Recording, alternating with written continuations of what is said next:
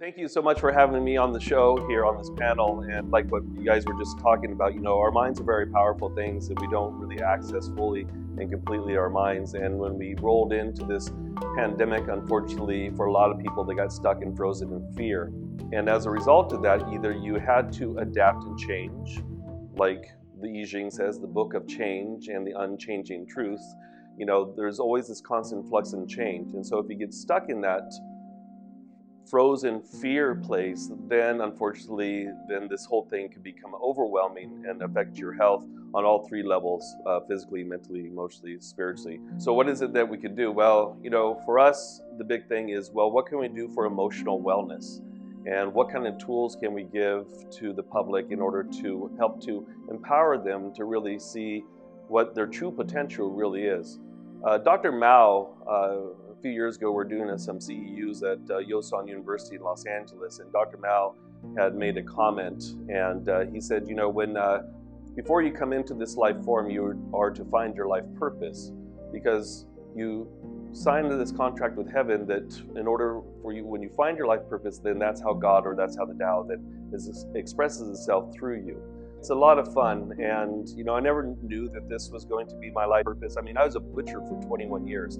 I've now been in clinical practice for a little bit over 20 years, but I never thought, but it's one of those things that you get to do the practice, cultivate yourself, continue to refine yourself, and then at the same time be able to help humanity and society. I mean, you can't ask for a better gift. So one of the things that we've been able to do, luckily, through this pandemic with the Qigong and the Tai Chi is that everything obviously has gone on to Zoom, and now we've had the great opportunity, because we do work so closely with the county, we have seen the rise of suicides, we've seen the rise of mental illness, we've seen the rise of addiction, spousal abuse, and child abuse. And so what's really great is that we've been able to share with the first responders at the county hospitals these simple techniques to be able to deal with their emotional stress, what they're seeing, what they're experiencing, talking about the fear, talking about the heartache and the loss and that kind of stuff. For the patients of Santa Clara County to be able to give them these tools as well too. And so the opportunities, like we have a Qigong teacher training course, and Michelle, who's on this call here, she lives in Pebble Beach, and the nice thing is, because she could be in Pebble Beach, for example, and to be able to cover some of these classes that we're doing online, then these teachers have this opportunity to do this. So really this pandemic for us has been a great opportunity to really show us, what can we give back to society? What kind of gifts?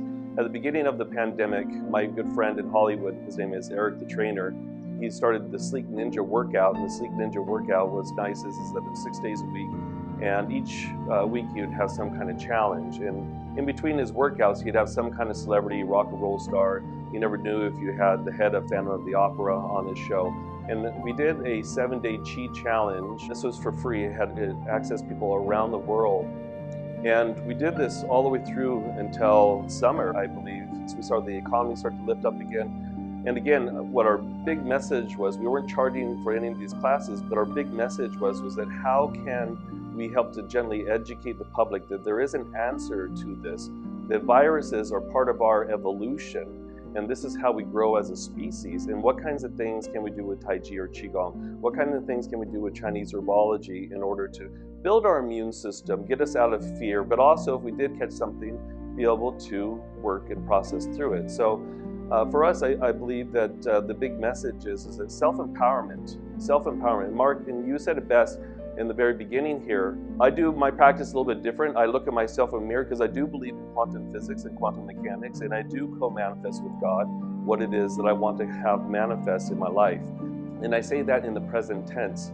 And so in this present tense, as though it's already happened, the vision is, and what I'm so grateful to be a part of this panel is that this like-mindedness, and we're all, as we're talking about this vibration on this interconnected web.